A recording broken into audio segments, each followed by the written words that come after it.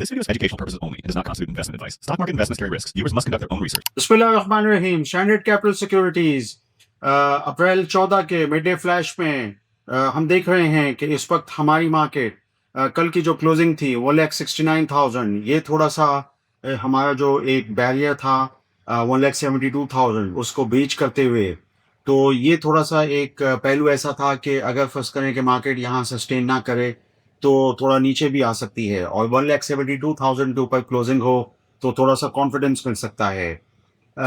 इस वक्त हम देख रहे हैं कि जो बातचीत है वो तो यूं तातुल का ही शिकार है, और जो अपना हॉर्मोस के अंदर अभी तक फिलहाल कोई मजीद मस्बत चीज़ जो है वो अभी नहीं आ रही है। लेकिन फिर भी ये हम देख सकते हैं कि थोड़ा सा बातचीत का माहौल बनाने की वापस कोशिश की जा रही है, और चीन जो है वो एक अहम किरदार अदा कर सकता है। देखते हैं कि आगे के सिलसिले में जो है वो क्या सूरत हाल पेश आती है। आपको इस हवाले से चीज़ों को फॉलो करना पड़ेगा ताकि आप अपने पोर्टफोलियोज़ को बचा सकें। एक और पहलू जो हमारी मार्केट के लिए और पोर्टफोलियोज़ के लिए अहम है, वो मुरव्विजा इस वक्त जो पॉलिसी रेट है, इंटरेस्ट रेट्स, वो तकरीबन हम देख सकते हैं वो 27 अप्रैल को पॉलिसी है, मॉनेटरी पॉलिसी कमेटी बैठेगी।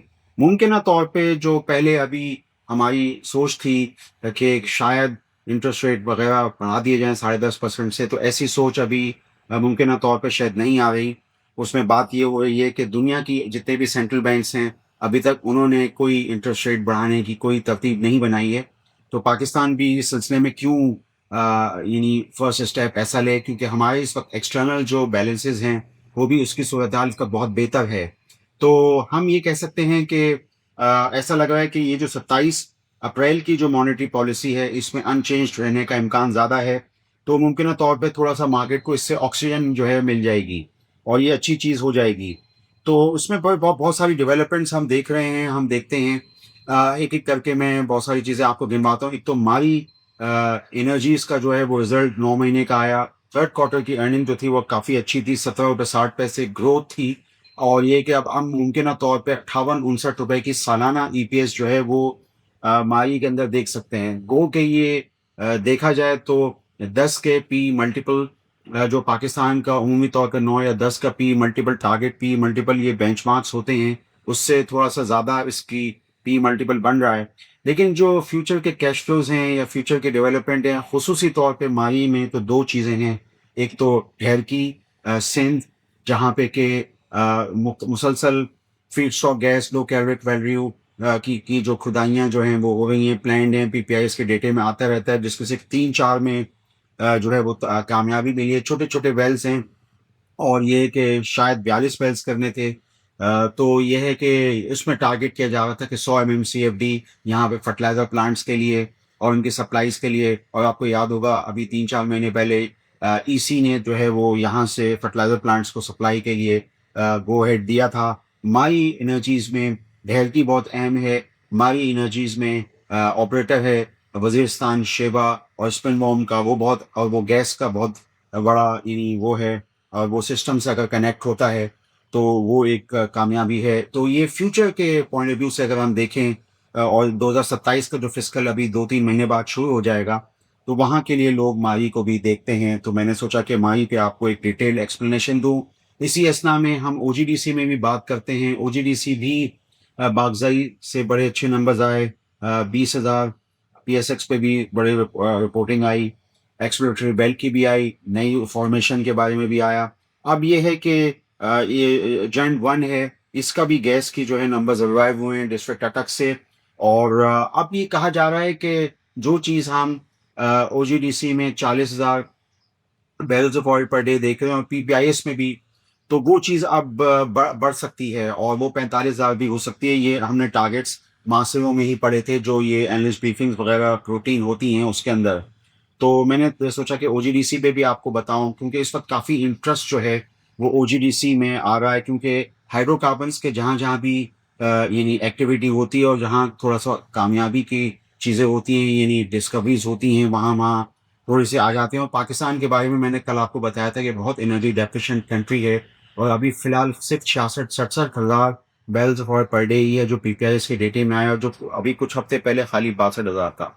तो मुमकिन तौर पे ये भी मतलब बढ़ सकता है, तो ओजीडीसी को ही करना है क्योंकि इसकी ही एकरेज सबसे ज़्यादा है। तो इसी को जो है वो परफॉर्मेंस देनी है हाइड्रोकार्बन्स में। तो ये है कि फिर ये कि पाकिस्तान का काम बनेगा।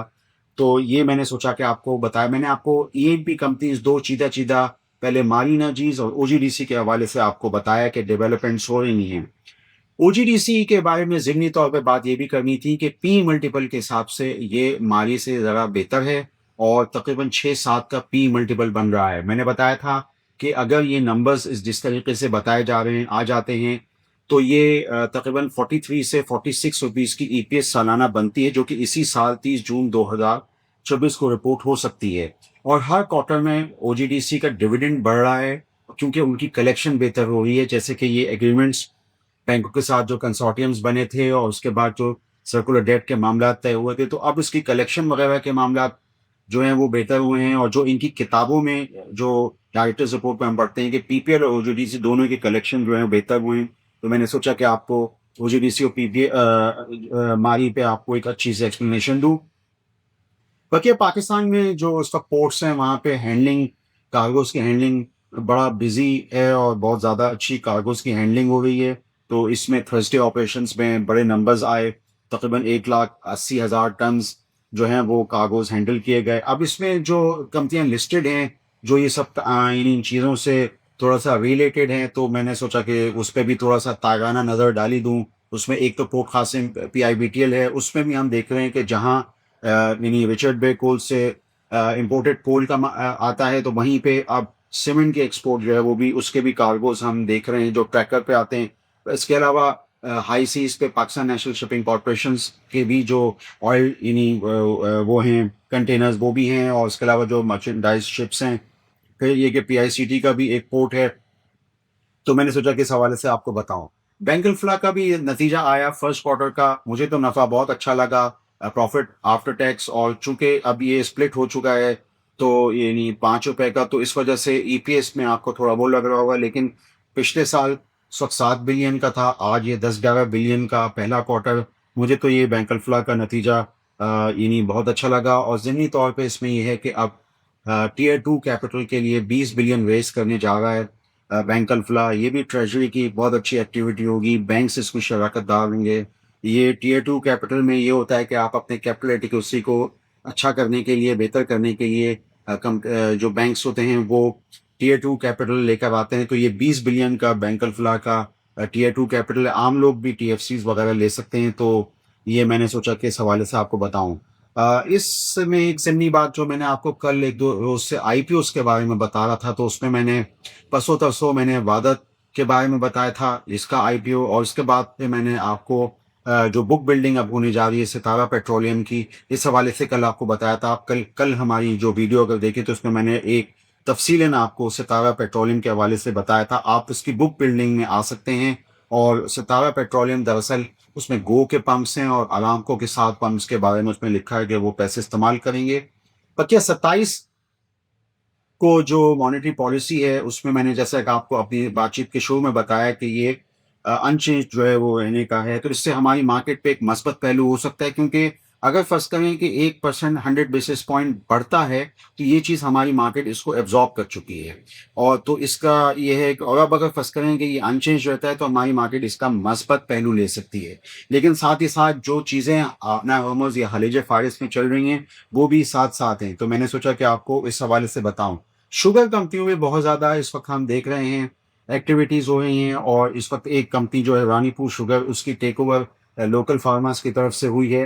तो इस तरह और भी जैसे शुगर मिलें हैं, अब उनमें ज़मीनें भी हैं, और बाज़ शुगर मिलें जो हैं उनकी सेल्स आप देखें, जो पिछले दौरों में जो ₹80 किलो बिकता था, अब वो 200, 210, ₹220 केजी के ऊपर बिक रहा है। इसके अलावा इथेनॉल जो ये कंपनियाँ करती हैं, और जहाँ पे क जैसे पंजाब में हम देखते हैं बाज़ कंपनियों की जो एक्सट्रैक्शन यील्ड है वो 12-12% भी होती है।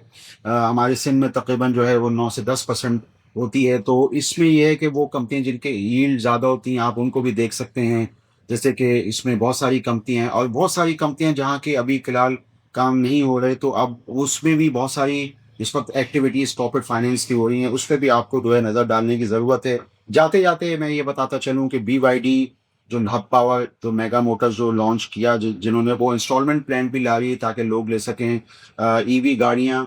BYD की बिल्ड योर ड्रीम्स जो कि हमारी SUV गाड़ियाँ हैं, तो मैंने सोचा कि इस हवाले से आपको बताऊं। नेशनल बैंक का डिविडेंड लोगों को नहीं मिला था 35 रुपए, अब उसकी मंजूरी हुकूमत की तरफ से आ गई है, तो मुमकिन तौर पर लोग जो काफ़ी ज़्यादा परेशान थे, उनको 35 रुपए का डिविडेंड नहीं मिल रहा, तो अब मुमकिन तौर पर वो डिविडेंड की पेमेंट जो है वो हो जाएगी।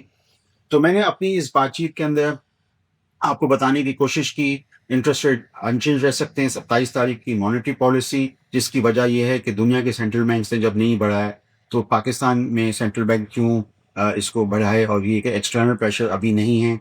और फिर मैंने आपको बताया माली के बारे में, इसकी 9 मंथ्स की EPS बेहतर आई, और फिर बताया कि ढहरकी में क्या हो रहा है। इसके अलावा फिर मैंने आपको OGDC के हवाले से बताया कि OGDC का P 6-7 का, और फिर मैंने आपको बहुत चीज़ें और भी बताई, जैसे कि नेशनल बैंक का डिविडेंड जो है वो अब आपको मिल सकता है। आप स्टैंडर्ड कैपिटल सिक्योरिटीज़ के चैनल से जुड़े रहिए। आपका शुक्रिया। For more details, call us today at 111-111-721. Open an account with Standard Capital Securities. Start investing in your financial future. Talk to our experts and get access to exclusive market research and much more.